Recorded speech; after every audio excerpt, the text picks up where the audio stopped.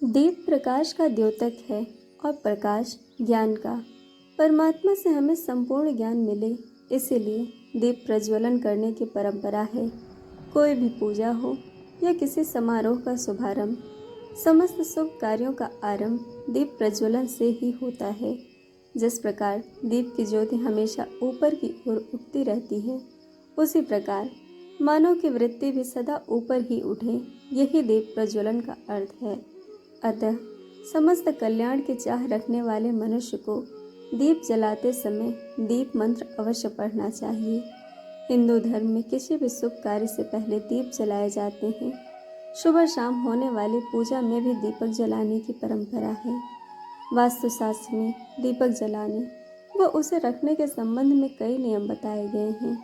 दीप की लौ की दिशा किस ओर होनी चाहिए, इस संबंध में वास्तुशास्त्र में पर्याप्त जानकारी मिलती है। वास्तुशास्त्र में यह भी बताया गया है कि दीपक की लौ किस दिशा में होने पर उसका क्या फल मिलता है। इसी श्रृंखला में आइए जानते हैं कि नवरात्रि में अखंड दीपक क्यों जलाते हैं। नवरात्रि का हिंदू धर्म में विशेष महत्व है।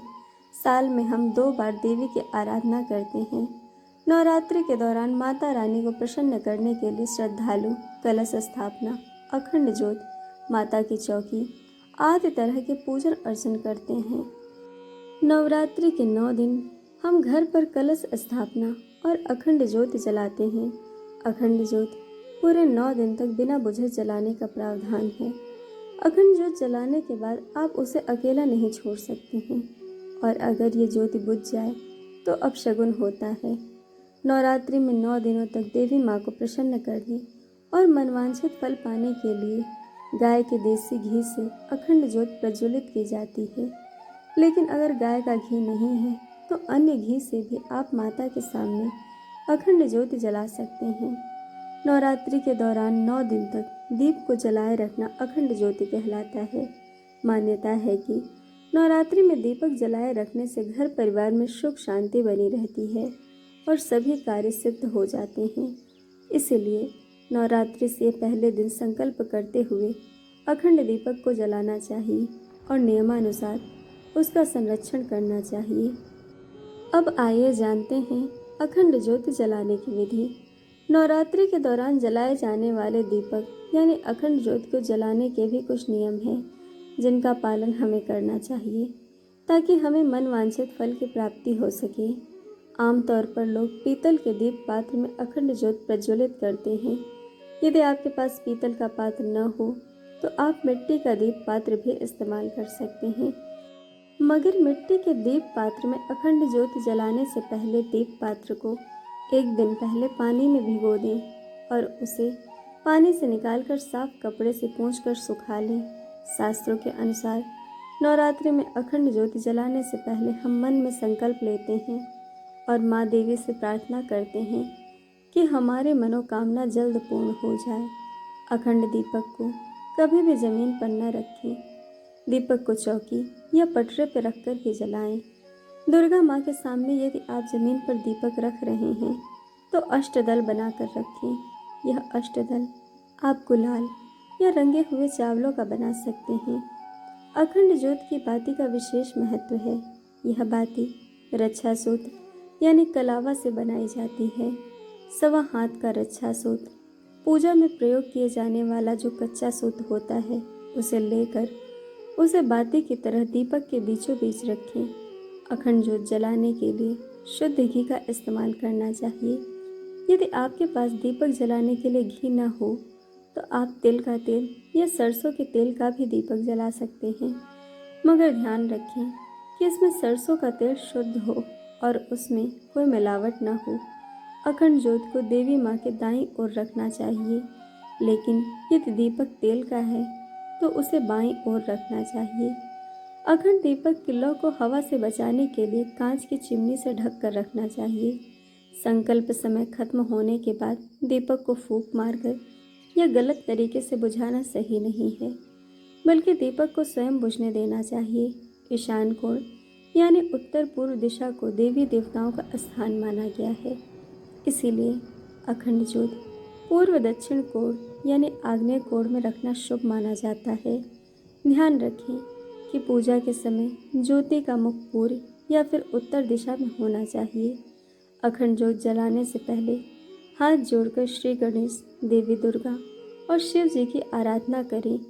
दीपक प्रज्वलित करते वक्त मन में मनोकामना लें और माँ से प्रार्थना करें कि पूजा की समाप्ति के साथ आपकी मनोकामना भी पूर्ण हो जाए। अब आइए हम जानते हैं अखंड ज्योति जलाने वक्त का मंत्र।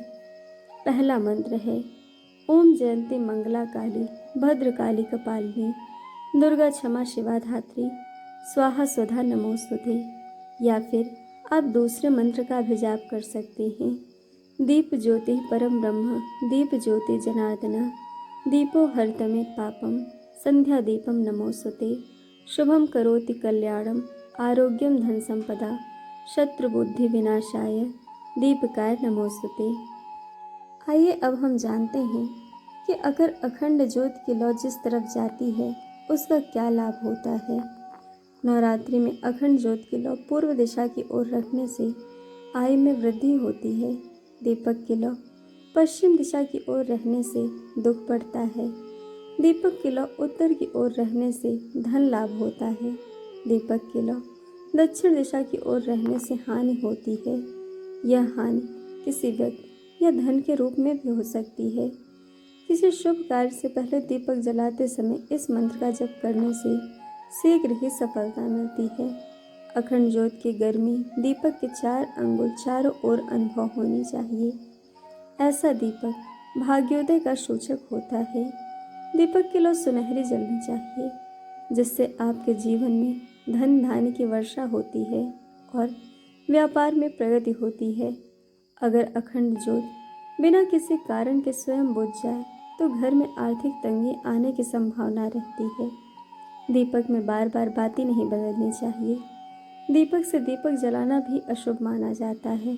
ऐसा करने से रोग में वृद्धि होती है और मांगलिक कार्यों में बाधाएं आती हैं। मिट्टी के दीपक में अखंड ज्योत जलाने से आर्थिक समृद्धि आती है और चारों दिशाओं में आपकी कीर्ति का बखान होता है। नवरात्रि में दीपक जलाए रखने से घर परिवार में सुख शांति एवं पितृ शांति रहती है। नवरात्रि में घी एवं सरसों के तेल का अखंड दीपक जलाने से त्वरित शुभ कार्य सिद्ध होते हैं। नवरात्रि में विद्यार्थियों को सफलता के लिए घी का दीपक जलाना चाहिए। अगर आप वास्तु दोष से परेशान हैं तो उसे दूर करने के लिए वास्तु दोष वाली जगह पर तिल के तेल का दीपक जलाकर रखना चाहिए। शनि के कुप्रभाव से मुक्ति के लिए नवरात्रि में तिल के तेल की अखंड ज्योति शुभ मानी जाती है। तो दोस्तों, यह था नवरात्रि में अखंड ज्योति जलाने का कारण, अखंड ज्योति जलाने का नियम, उसको जलाने का मंत्र एवं अखंड ज्योति जलाने से क्या लाभ होता है उसके बारे में संपूर्ण जानकारी। दोस्तों, वीडियो आपको कैसी लगी यह हमें कमेंट करके ज़रूर बताइएगा और चैनल को सब्सक्राइब, वीडियो को लाइक शेयर करना बिल्कुल मत भूलिएगा। वीडियो देखने के लिए आप सभी का बहुत बहुत धन्यवाद। जल्द मिलेंगे एक और नए वीडियो के साथ।